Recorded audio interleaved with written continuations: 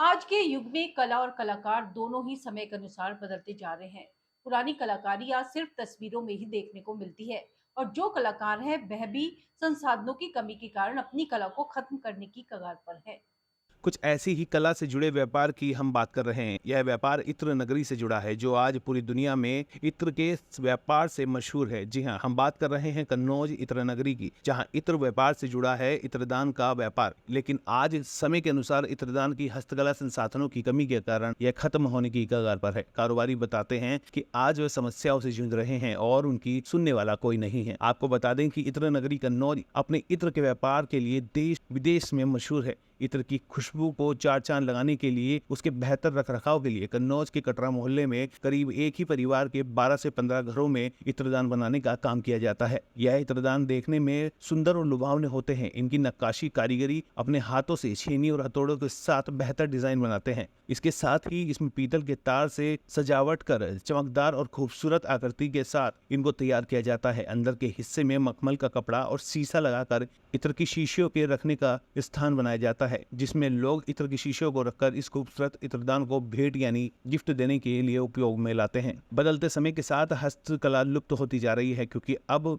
हर काम मशीन से किया जाने लगा है, जिससे हस्तकला का कारोबार बंद होने की कगार पर है, क्योंकि उसके व्यापार में लागत के साथ समय भी कम लगता है और मुनाफा भी कम है। जबकि आज का युग आधुनिक युग है, यहाँ कम समय में अधिक काम लिया जाता है। इसी कारण हस्तकला की पहचान धीरे धीरे ढलती जा रही है और लोग मशीनों से बने इत्रदान इस्तेमाल में ला रहे हैं। यही कारण है कि आज हस्त कारीगर अपनी कला खोता जा रहा है और उसकी जगह मशीनों से काम लिया जा रहा है। इत्रदान के कारीगर अमरनाथ शर्मा की माने तो एक जमाना हुआ था जब उनके पिता कैलाशनाथ शर्मा को हस्तकला की सुंदरता के लिए सम्मान मिला था। उन्होंने बताया कि यह इत्रदान का काम करने यहाँ की कई पीढ़ियों से होता चला आ रहा है। उनके बाबा भी यही काम किया करते थे और उनके पिता कैलाशनाथ शर्मा को इत्रदान की कला के लिए सन 1971 में तत्कालीन प्रधानमंत्री इंदिरा गांधी ने इत्रदान की कला की खूबसूरती को देखकर सराहना की और 10,000 रुपए का नगद पुरस्कार के साथ सर्टिफिकेट भी दिया था। इस सरकार में आपको लाभ मिला? कोई लाभ नहीं मिला है। अखिलेश ने एक आश्वासन दिया था जब उनकी सरकार थी, अवध बिहार लखनऊ गए थे, तो मीटिंग में उन्होंने कहा था कि अगर हमारी सरकार होती है तो 72 जिलों की लोग आए थे कारीगर लोग, तो उन्होंने कहा था कि हम आपको 1,000 रुपये पर मंथ देंगे। भाजपा सरकार में कोई लाभ नहीं मिला, किसी प्रकार का कोई लाभ नहीं। कांग्रेस सरकार ने ही इंदिरा गांधी, हाँ, इंदिरा जी ने पिताजी को 10,000 रुपये का पुरस्कार और एक ओमेक्स घड़ी दी थी और राष्ट्रपति बीबी जी ने सर्टिफिकेट दिया था। तो मार्जिन कम बचा है, मार्जिन रही ना धीरे धीरे ये जो है कला डूब रही है। हाँ, डूब रही है। इसको करने वाले को फिर लोग बच्चे अच्छे हमारे इलेक्ट्रिक का काम सीखने लगे, लकड़ी मिल नहीं पाती है, इसमें सब मटेरियल के हिसाब से लेबर नहीं कर पाती है। कैसे बनाते हैं ये औजारों द्वारा? क्या क्या उपयोग होता है? इसमें तार लगता है, पीतल लगती है, लकड़ी लगती है। कितनी कास्ट आ जाती है? इसमें आ जाती लगभग 250 रुपये मिनिमम पीस में। तो कितनी उम्र हो गई हमारी है 65 साल। काफ़ी परेशानी होती है जी। अब हम तो काम करने के योग नहीं रहे, लेकिन बच्चों को फिर भी सिखाने का हो सकता प्रयास। बच्चे बड़े हो गए, वो इस काम को छोड़ गए हैं कि लकड़ी ना मिलने के कारण। एक दिल्ली में है, एक यहीं है, वो ऐसी वगैरह काम करता है। क्या परेशानी आ रही है?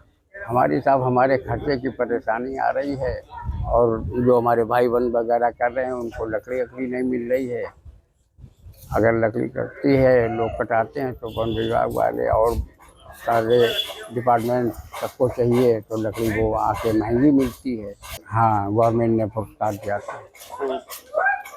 किसने दिया? श्रीमती इंदिरा गांधी ने दिया था और राष्ट्रपति बीबी जी ने दिया था। मेरे सर्टिफिकेट राष्ट्रपति बीबी जी ने दिया था। हाँ, जिला उद्योग केंद्र से पिताजी को ट्रेनिंग सेंटर मिले थे वो चलाने को, वो उन्होंने 10-12 साल चलाए। हाँ, तो वही चीज़ है ना कि आज के दौर के हिसाब से मॉडर्न पैकिंग आ गई, मॉडर्न मशीन्स आ गई, मॉडर्न सारी चीज़ें आ गई। अच्छा, एजुकेशन में बहुत आगे हो गया। पहले देखिए, पहले पैकेजिंग में कोई ट्रेनिंग वगैरह नहीं होती थी, पैकेजिंग में कोई कोर्सेज वगैरह नहीं होते थे। अब पिछले 15 सालों से देखिए कि इंडियन इंस्टीट्यूट ऑफ पैकेजिंग जो हमारा इतना बड़ा संस्थान है गवर्नमेंट ऑफ इंडिया का, वो एक बीटेक स्टूडेंट्स देता है ओनली इन पैकेजिंग, एमटेक कराता है ओनली इन पैकेजिंग। तो आज के दौर के हिसाब से बच्चे नई नई पैकिंग कोर्स करके निकल रहे हैं, बीटेक करके निकल रहे हैं, एमटेक करके निकल रहे हैं, तो वो एक नई पैकिंग की तरफ जा रहे हैं। जो दुनिया में जिस चीज़ की पैकिंग की आजकल डिमांड है उसकी तरफ जा रहे हैं, वो उसी हिसाब से वो लोग ज़्यादा काम कर रहे हैं। तो मेरा उनसे कहना यही है कि थोड़ा सा अपने जो जनरेशन से आने वाली उसको भी उसी हिसाब से ढालें, ताकि एक फ़ायदा, क्योंकि वो तो बहुत ओल्ड पुरानी बात हो गई उस ज़माने में, क्योंकि ये सब चीज़ें थी नहीं। अब आज के ज़माने के हिसाब से तो मशीन आ गई, अब आज के ज़माने के हिसाब से 4.20 इंडस्ट्री आ गई, जो ऑटोमेटिक मतलब जिसे कहते हैं हम इंडस्ट्री आ गई, जिसमें अब खाली दिमाग लगाना है, बाकी हाथ से कुछ नहीं करना है। तो इस तरह का एक इतना ज़्यादा मॉडर्न ज़माना आ गया, तो उसके हिसाब से क्योंकि वो बहुत बहुत पुरानी हो गई, उस ज़माने में वही चीज़ बहुत अच्छी मानी जाती थी, तो वो लोग उसको अप्रिशिएट करते थे। लेकिन आज के दौर के हिसाब से, क्योंकि महंगाई के हिसाब से वो बहुत महंगी चीज़ है, और आज के हिसाब से जो चीज़ बन रही है बहुत सस्ती चीज़ है और देखने में भी बहुत अच्छी है। तो मेरे हिसाब से कारीगर वही होते हैं जो ये बनाते हैं, वही बनाते हैं। आपको वो चीज़ बनानी आती है तो आप ये भी चीज़ बना सकते हैं। तो आप मेरे हिसाब से उसके साथ साथ इन सब चीज़ों को भी बनाइए, तो एक अब आपका एक अच्छा एक लिवलीहुड बन जाएगा। तो लोग उसको बना रहे हैं और लकड़ी के द्वारा बनाई जाती है और हैंडमेड उस पर कारीगरी होती है। तो मेरा उनसे कहना यही है कि क्योंकि आज के दौर के हिसाब से जो पैकिंग आ रही है उसमें थोड़ा सा उसको कन्वर्ट करें, क्योंकि बहुत से लोगों ने कन्नौज में भी कुछ नई इंडस्ट्री लगा ली है, नई मशीन्स लगा ली हैं, जो ऑटोमेटिक मशीन लगा ली है, जो एक अच्छा आपके प्रोडक्ट के हिसाब से अच्छा एक डिज़ाइन करके आपको वो पैकिंग मटेरियल्स देती हैं, आपको अच्छी उसकी लेबलिंग करके देती हैं, अच्छी आपको उसको प्रिंटिंग करके देती है। तो क्योंकि और वो सस्ती भी होती हैं, तो क्योंकि लकड़ी तो सीधी बात है, आप देख रहे हैं आज के टाइम में लकड़ी कितनी महंगी हो गई, और जो भी चीज़ हम लकड़ी से बनाएंगे वो काफ़ी महंगा होगा। तो अब क्योंकि महंगाई का ज़माना है और आजकल लोग क्या है कि सब चीज़ सस्ती चीज़ पसंद करते हैं, वो चाहते हैं कि हमें सस्ती चीज़ ही मिले और देखने में सुंदर चीज़ हो। तो ये तो सीधी सी बात है कि जब आप आजकल के मॉडर्न जो पैकिंग मटेरियल्स आए हैं, सिंथेटिक मटेरियल्स आए हैं, उनके द्वारा जो पैकिंग बनती है बहुत ही देखने में नीट एंड क्लीन और अच्छी लगती है देखने में।